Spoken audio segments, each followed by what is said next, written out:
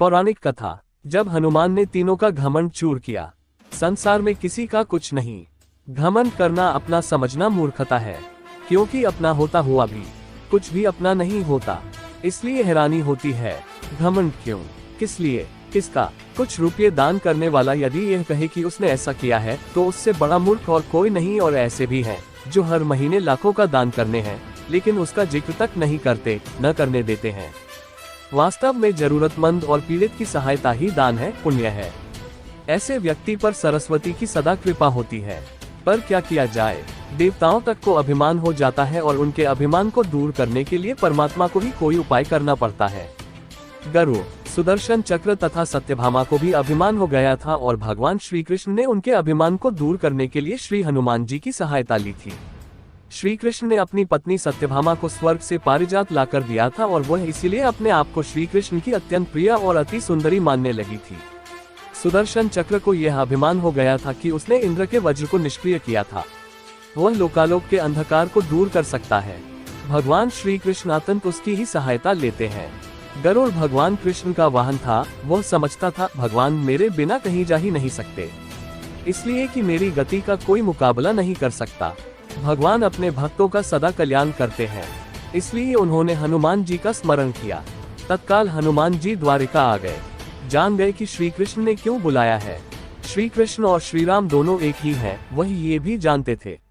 इसीलिए सीधे राजदरबार नहीं गए, कुछ कौतुक करने के लिए उद्यान में चले गए।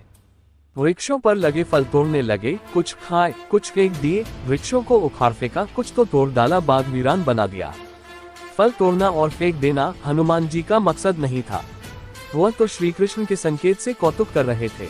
बात श्री कृष्ण तक पहुंची। किसी वानर ने राजोद्यान को उजाड़ दिया है, कुछ किया जाए। श्री कृष्ण ने गरुड़ को बुलाया, कहा जाओ सेना ले जाओ, उस वानर को पकड़ कर लाओ।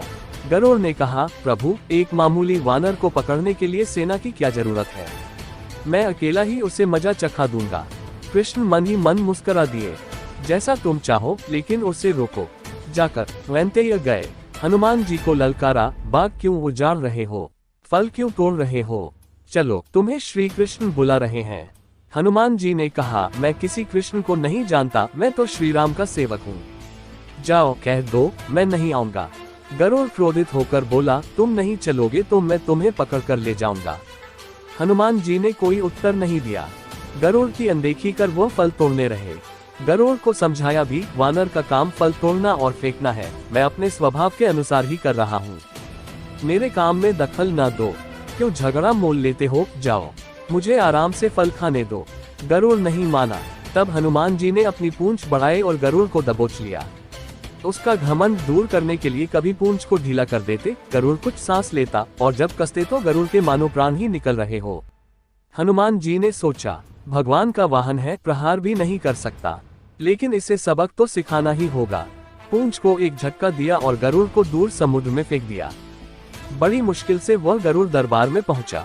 भगवान को बताया, वो कोई साधारण वानर नहीं है, मैं उसे पकड़कर नहीं ला सकता। भगवान मुस्कुरा दिए। सोचा गरुड़ का घमंड तो दूर हो गया, लेकिन अभी इसके वेग के घमंड को चूर करना है। श्री कृष्ण ने कहा, गरुड़ हनुमान श्री राम जी का भक्त है, इसलिए नहीं आया। यदि तुम कहते कि श्री राम ने बुलाया है तो फौरन भागे चले आते। हनुमान अब मलय पर्वत पर चले गए हैं, तुम तेजी से जाओ और उससे कहना श्री राम ने उन्हें बुलाया है। तुम तेज उड़ सकते हो, तुम्हारी गति बहुत है, उसे साथ ही ले आना। गरुड़ वेग से उड़े मलय पर्वत पर पहुंचे। हनुमान जी से क्षमा मांगी। कहा भी, श्री राम ने आपको याद किया है, अभी आओ मेरे साथ, मैं तुम्हें अपनी पीठ पर बिठाकर मिनटों में द्वारिका ले जाऊंगा। तुम खुद चलोगे तो देर हो जाएगी, मेरी गति बहुत तेज है, तुम मुकाबला नहीं कर सकते। हनुमान जी मुस्कुराए, भगवान की लीला समझ गए। कहा, तुम जाओ, मैं तुम्हारे पीछे ही आ रहा हूँ। द्वारिका में श्री कृष्ण राम रूप धारण कर सत्यभामा को सीता बना सिंहासन पर बैठ गए। सुदर्शन चक्र को आदेश दिया, द्वार पर रहना, कोई बिना आज्ञा अंदर न आने पाए।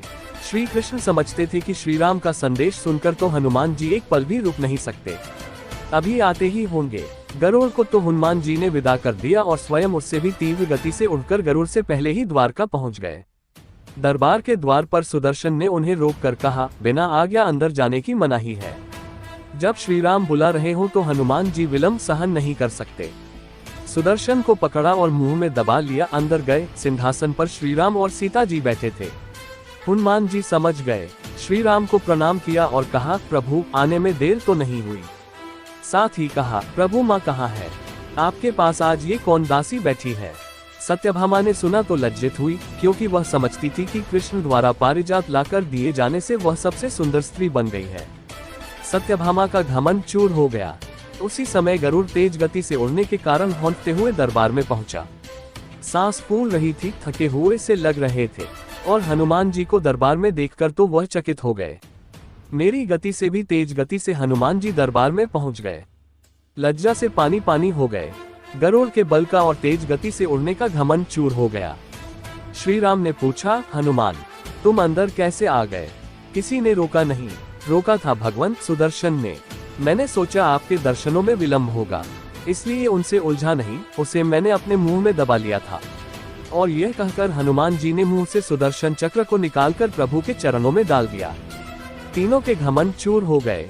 श्री कृष्ण यही चाहते थे। श्री कृष्ण ने हनुमान जी को गले लगाया। हृदय से हृदय की बात हुई और उन्हें विदा कर दिया। परमात्मा अपने भक्तों में, अपने निकटस्थों में अभिमान रहने नहीं देते। श्री कृष्ण सत्यभामा, गरुड़ और सुदर्शन चक्र का घमंड दूर न करते तो परमात्मा के निकट रह नहीं सकते थे। और परमात्मा के निकट रह ही वह सकता है जो मैं और मेरी से रहित है। श्री राम से जुड़े व्यक्ति में कभी अभिमान हो ही नहीं सकता। न श्री राम में अभिमान था, न उनके भक्त हनुमान में। न श्री राम ने कहा कि मैंने किया है और न हनुमान जी ने ही कहा कि मैंने किया है। इसलिए दोनों एक हो गए, न अलग थे, न अलग रहे। दोस्तों, अगर आप इस चैनल पे नए हैं तो चैनल को सब्सक्राइब करें, वीडियो को लाइक करें।